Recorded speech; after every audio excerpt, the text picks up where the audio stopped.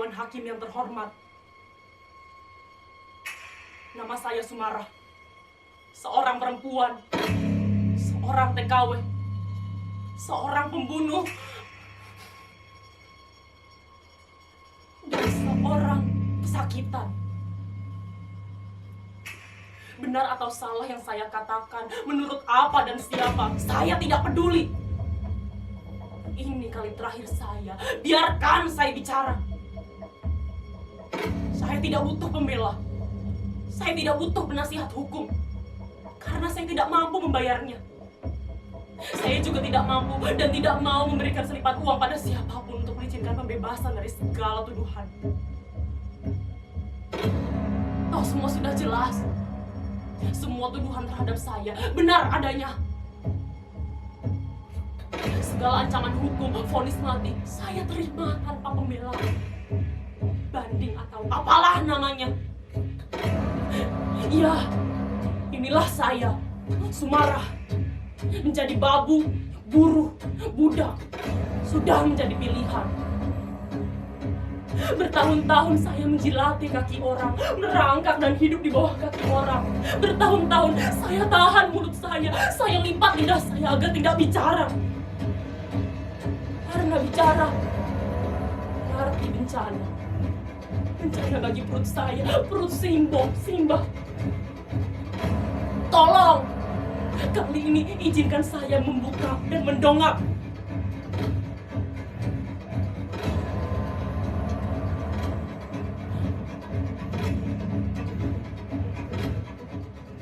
Dari kecil, saya tidak pernah berani untuk mendongakkan kepala. Apalagi di Karangsari, desa tempat saya dilahirkan. Orang-orang Karangsari selalu membuat saya gugup dengan bisik-bisik mereka. Kegugupan itu bermula saat Pak Kasirin, guru madrasah saya, menerangkan. Pembunuhan para jenderal itu dilakukan oleh sekelompok orang yang sangat keji. Orang-orang itu tergabung dalam organisasi PKI. PKI itu benar-benar biadab. Untuk itu dihapus dan dilarang berkembang lagi. Seluruh antek PKI dihukum.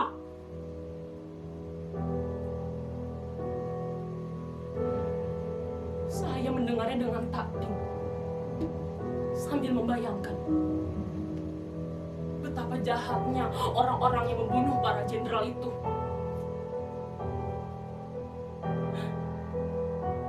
Tiba-tiba saya mendengar suara dari arah belakang bangku saya.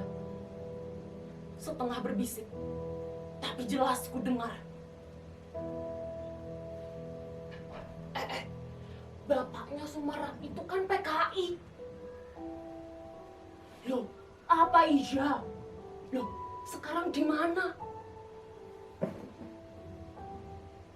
Ya sudah diciduk.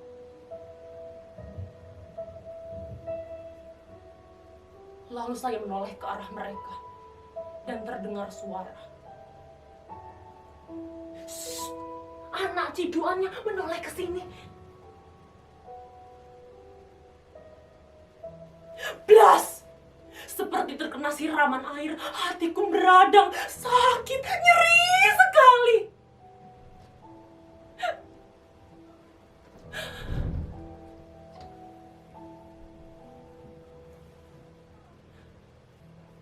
Malamnya, aku bertanya pada Simbah.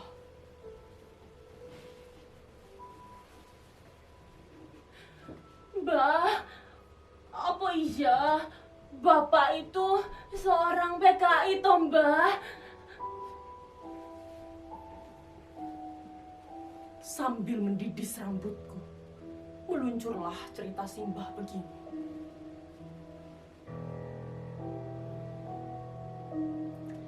Bapak itu orang lugun, Dok. Sehari-hari pekerjaannya menderes kelapa dan ngusir andong. Salah satu langganan bapakmu itu seorang penyanyi yang bernama Pak Wasto. Nah, pada suatu ketika bapakmu membawa Pak Wasto dan 2 orangnya ke rumah. Mereka melihat simbokmu sedang membuat gula dan menanyakan gula-gula itu dijual kemana. Kami dari dulu menjual gula kepada Den Brojo, Pak Lurah. Lalu mereka menawarkan untuk menampung gula-gula kami dengan janji mereka dan dengan harga yang lebih tinggi. Ya tentu saja kami mau. Tapi kami tidak enak hati juga pada Den Brojo. Kami tetap menjualnya, namun tidak sebanyak semula. Lama-lama, Den Brojo bertanya pada simbokmu. Lena, emang tuh sampean itu suka menjual gula kepada koperasinya PKI toh? Wah, punten Den, Suliman hanya menyetornya kepada Den Wasto.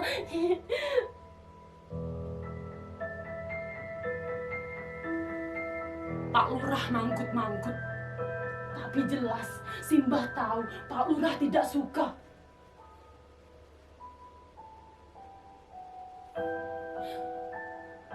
Namun setelah itu, bapakmu melarang kami untuk menjual gula-gula lagi kepada Pak Wasto. Pak Wasto diciduk tentara dan koperasi itu ditutup. Alah, kami tidak pernah punya firasat buruk mengenai berita itu.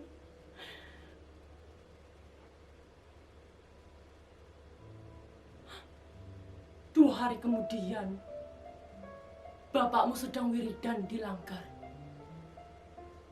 Den Brojo ke rumah mencari bapakmu. Ketika Simbo sedang mencari bapakmu dan Simbah menyalahkan masuk Den Brojo. Taulah Simbah, terdapat 2 orang tentara di luar rumah dan orang-orang kampung juga. Simbah bingung dan was-was. 2 tentara itu membawa bapakmu diiringi Den Brojo dan orang-orang. Walah Gusti, lah Suliman tidak tahu apa-apa kok. Orang-orang bilang Suliman itu ante. Orang-orang bilang Suliman itu ante.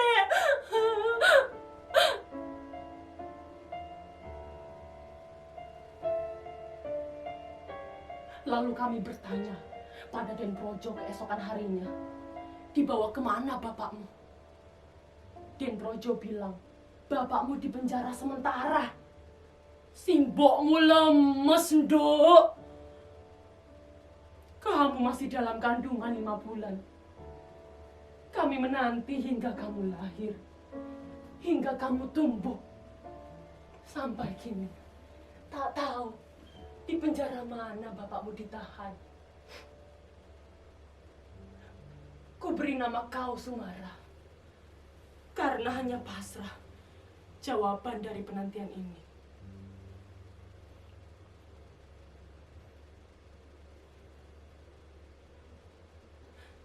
Saya lalu bekerja pada juragan beras di kota kabupaten. Dari bekerja di juragan beras itu, saya bertemu seorang lelaki yang kemudian saya jatuh cinta padanya. Namanya Mas Edi, seorang tentara yang suka mengantarkan beras-beras jatah kepada tentara dan dijual kepada istri komandan Mas Edi. Cinta saya semakin bersemi, manakala saya tahu Mas Edi juga menaruh hati pada saya. Rasanya hati saya melambung tinggi sekali.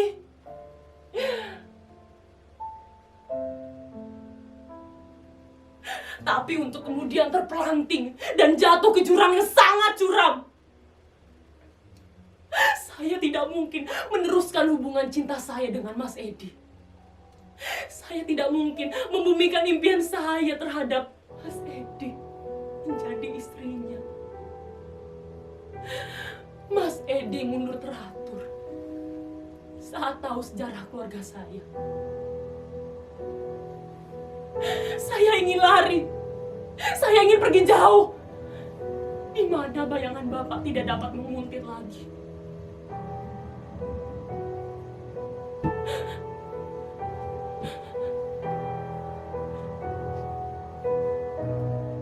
Di tengah gulana itu, Simbo suatu sore berkata,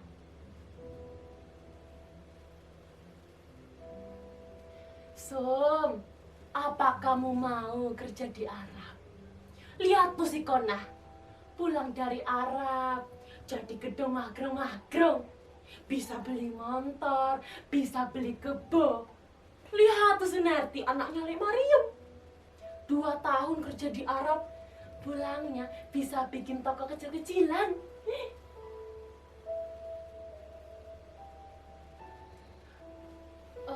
Mbok, kalau ingin pergi ke Arab, bagaimana caranya, Mbok? Dan dari mana biayanya?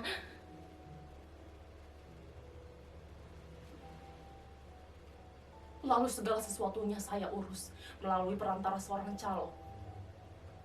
Saya dapat mendaftar menjadi seorang TKW. Segala syarat saya penuhi. Mulai dari biaya-biaya administrasi di Depnaker, Biro Tenaga Kerja, kantor imigrasi, sampai biaya-biaya tetek bengek yang ternyata panjang betul. Dan juga saya paham untuk menyimpan lembar-lembar uang agar segalanya menjadi cepat beres. Membayar paspor 3 kali lebih lipat dari harga yang semestinya. Memberi tip pegawai Depnaker, memberi tip calo, tip anu untuk anu dan anu. Semuanya bisa dibeli dengan uang. Di negeri sendiri, saya menjadi rakyat selipan, setengah gelap. Tak boleh mendongakkan kepala dan berbicara. Di negeri sendiri, saya didepak sana, didepak sini. Dikuntitkan bayang-bayang Bapak yang terus dihitamkan oleh mereka untuk menggelapkan nama saya. Dan sekarang, di negeri orang, saya menjadi babu. Menjual impian agar hidup lebih baik. Di negeri orang, saya hanguskan segala cinta saya, segala kenangan manis, pahit, getir masa remaja saya. Saya pikir semuanya akan menjadi lebih baik. Saya pikir saya akan bermetamorfosa dari ulat bulu menjadi kupu-kupu indah. Tapi ternyata di balik jubah-jubah majikan saya, di balik cadar-cadar hitam majikan saya disiksa. Gaji saya setahun hilang untuk alasan tetek bengek administrasi. Dan bencana itu, saya diperkosa. Seperti budak yang halal dibinatangkan.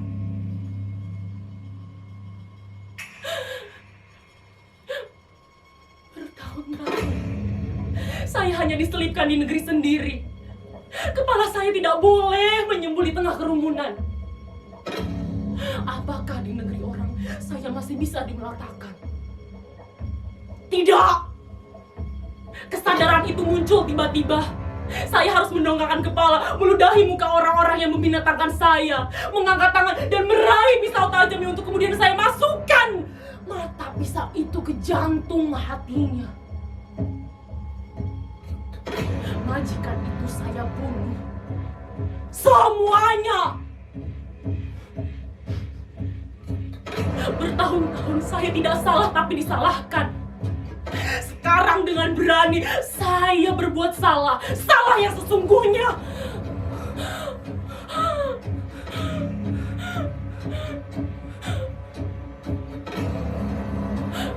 Saya sadar saya akan divonis mati. Saya tidak butuh pembela, saya tidak butuh penasihat hukum. Saya tidak perlu dipulangkan dan diadili di negeri saya. Saya ragu, apakah di negeri saya hukum itu akan membela saya?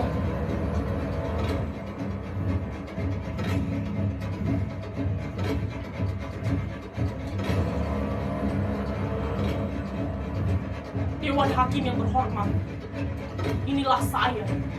Nama saya Sumara. Saya siap mati